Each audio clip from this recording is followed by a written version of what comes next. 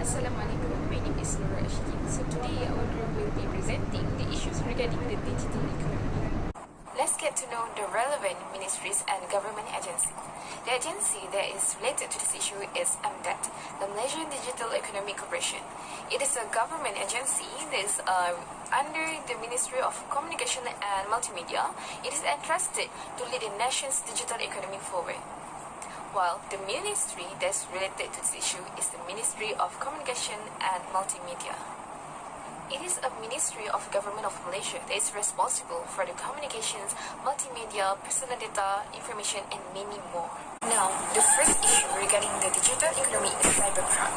Cybercrime is one of the most important police concerns at the national and international levels because of its threats globally. A good example is that cybercrime has cost around $1 trillion in 2013 globally and is still ongoing. It is where the funds are stolen, the vital information are hacked, and the critical infrastructures are being attacked, which the individuals nowadays are very vulnerable and at risk of being attacked by these criminals. Due to this digital economy, the online activities and the use of digital technology has grown rapidly in the GCC states. However, at the same time, this digital growth has increased the GCC's vulnerability to the cybercrime. During the COVID-19 pandemic, according to e-commerce merchants, the digital payments and many other main attack technologies have increased in tandem with this lockdown period. This included account takeover attack by using the identity spoofing and the first-party cashback fraud. Apart from the direct financial assistance costs, the cybercrime can also be damaging at many levels. It can result in the loss of intellectual property and confidential business information, and also reduce the company's competitiveness. And it can cause reputational damage, where in some cases even leading to criminal proceedings against the affected organizations, and somehow will reduce the public trust in the organization's online operations. Threats are from various sources. It can be from the commonly recognized threats, which is malware, criminals, and or even targeted cyber attacks. Now let's move on to the solutions and recommendations of this issue. Cybercrime is pervasive and cannot be completely eradicated. However, there are a few steps that can be taken by the authority, especially from the government, in order to curb these problems. Now let's get to know the first solution.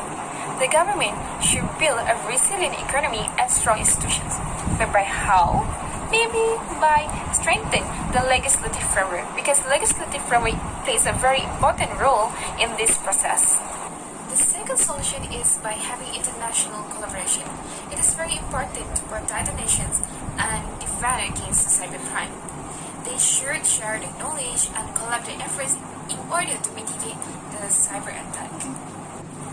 The recommendations mentioned just now is in line with the Mercosur Sharia, which is to protect the interests of the public and also to prevent the harm. That's all from me. I will pass to the next presenter. The second issue with regards to digital economy is inadequate digitalization by all sides of firm. Although Malaysia was expected to increase 40% of digital economy by 2020, business plans to digitize and enter to digital economy are not keeping up with the development. This is because business in Malaysia are not adopting digital technology as readily as the Malaysian government and the population. Inadequate digitalization also happened due to Malaysia has low international internet bandwidth, less business with portal, and less secure server than one might expect based on per capita income. This will pose threat to Malaysia to implement digital economy, because slightly over 70% of business establishment in Malaysia with internet connection use internet only to do most common activity such as receive or send email. Despite activity to encourage innovation and adoption by SME, large companies remain dominant in most of the digital economy. This is because large companies possess greater asset, more employees, and higher revenue than average, which will ease them to adopt e-commerce in the business. Compared to small companies like SME, high costs associated with digitalization, such as internet connectivity, digital hardware, software subscription fee, and working upskilling become a threat for them to go for digital. This is because SME don't have greater asset like what large company have. So, what are the solutions for this second issue? The first solution is cost reduction for IT products. All size of firms can benefit from this cost reduction as they are able to access to inexpensive, reliable, and high-speed internet and also encourage entrepreneurship. How to implement this cost reduction is by collaborating with IT provider to introduce lower pricing package, especially for SME, in order to eliminate the barriers for digitalization. The second one is introduce temporary tax incentive or tax relief to encourage more new business to adopt digital. The second solution for this issue is upgrading human capital. It is a government role to improve the technical skills of the talents to overcome the lack of digital skills faced by the business.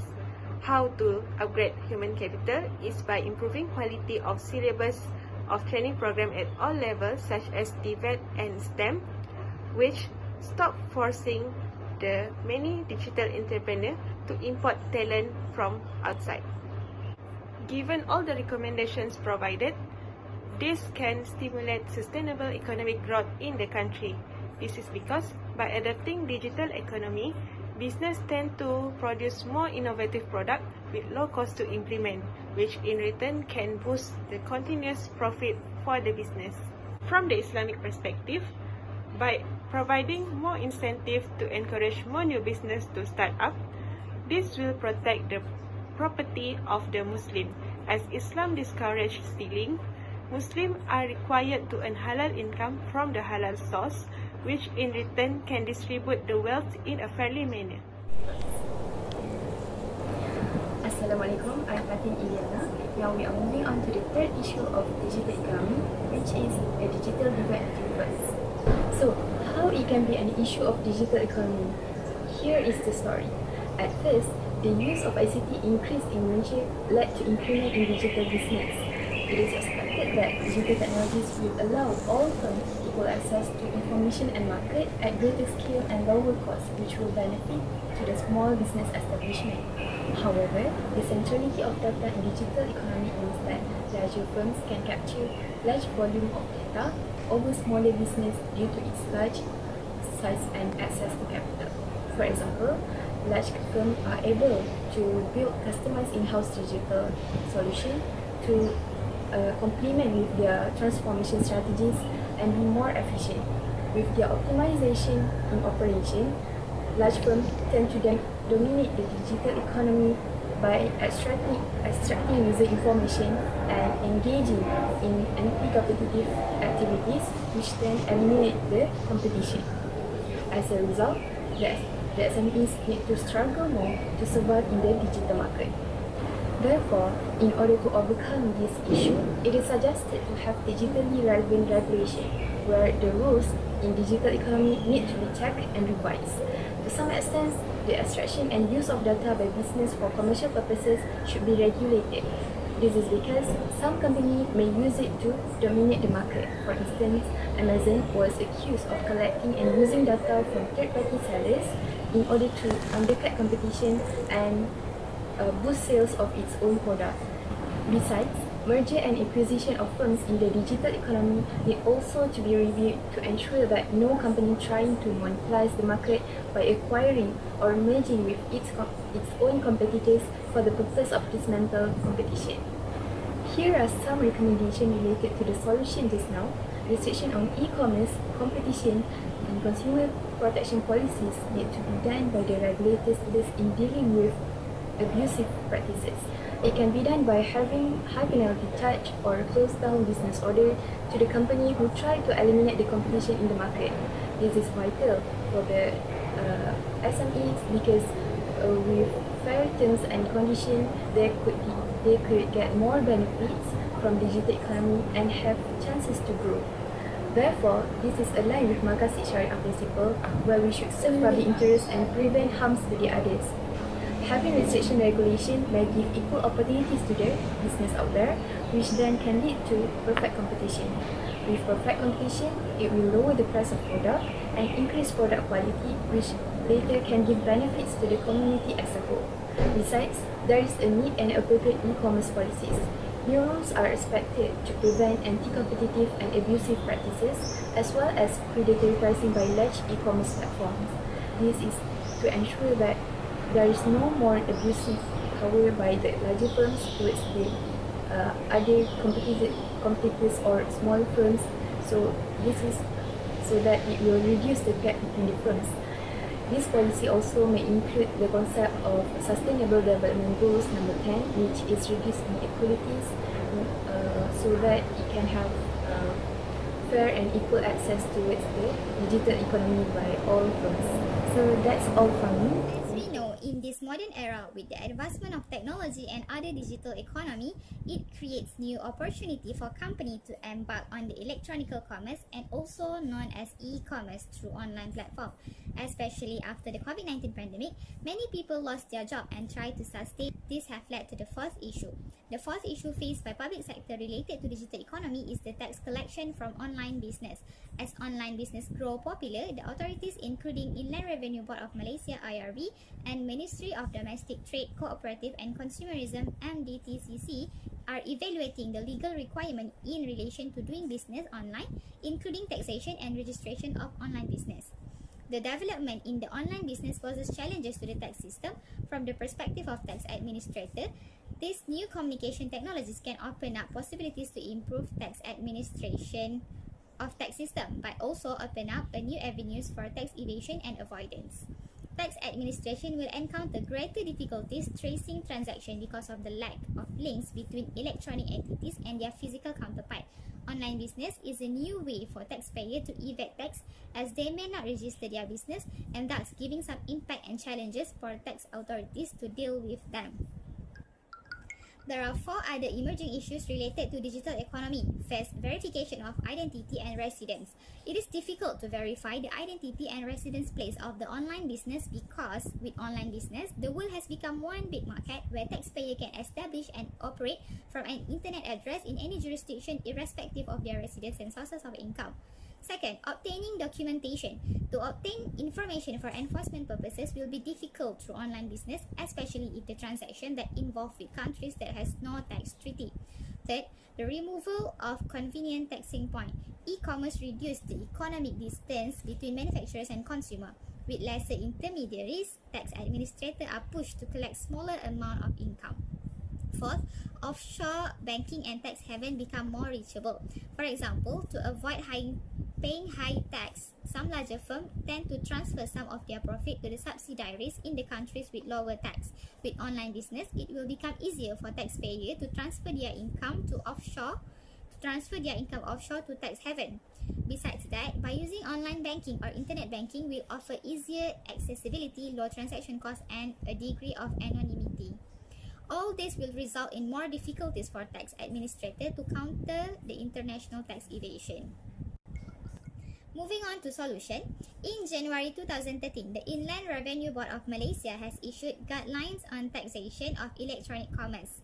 The purpose of the guideline is to give some guidance on basic tax issues and income tax treatment with respect to online transaction.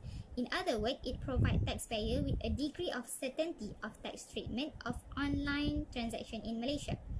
Under paragraph 1.3 of the guideline, it stated that IRB adopts the principle of neutrality where the e-commerce and conventional transactions are subject to the same tax treatment. Under paragraph 5.1, it stated that the business income of a person who are attributable to the business operation in Malaysia is deemed derived in Malaysia and it is subject to tax. For example, income from e-commerce is regarded as derived from Malaysia if the business operation tests show that the business is carried on in Malaysia. According to IRB, all payment and benefit received from the carrying on of blogging, advertising, and any other activity performed online, including social media platform, is considered as a trade or business constitute gains or profit from a trade or a business. Thus, individuals or business that sell their product on social media platforms such as Instagram, Facebook, they must declare their income and file a tax return every year. Apart from that, the IRB has also collaborated with other government agencies such as the Companies Commission of Malaysia (CCM) and the Royal Malaysian Custom Department (RMC) in their effort to monitor and track the online business operation in Malaysia. For the recommendation, government will have to implement method which will allow taxpayers to comply with their tax-paying duties. Thus, there is a need for the tax authority to develop a sound technique to detect tax evasion with the use of technologies. Software and electronic tracking system will continually be developed to assist government in their taxing challenges in the world of online business. For Sustainable Development Goals (SDG), tax collection is parallel with SDG goal number 1, which is to end poverty in all its forms everywhere. Tax collection is an effective way to eradicate poverty and ensure wealth distribution in the society. In conclusion, digital economy provide a number of benefits to the users, such as convenience in doing business, offer quicker ways to conduct the economic activities, and promotes economies of scale among businessmen. But on the other hand, if it is not properly managed, digital economy may lead to some issue for the public sector, such as cybercrime, inadequate digitalization by all sizes of companies, digital divide between firm, and tax collection from all business. From an Islamic perspective, Allah Subhanahu wa Ta'ala mentioned in Surah Al-Jumu'ah verse 10, which means, "And when the prayer is finished, then you disperse through the land and seek the bounty of God and remember God much, that you will prosper." This verse stated that Allah Subhanahu wa Ta'ala allow His servant to do whatever activities after performing our obligation to God, as long as it is not contradicted with the Islamic principle. All action and business transaction done in obedience and in accordance to the command of God are permissible. From Islamic perspective, the digital economy is permissible as long as the goods and services offered comply with the requirement of Quran and Sunnah, and the commodity must be permissible by Sharia. The transaction conducted electronically must have clarity in communication, they have a clear evidence, and there is no element of riba or usury and excessive interest charge. That's all from us. Thank you so much.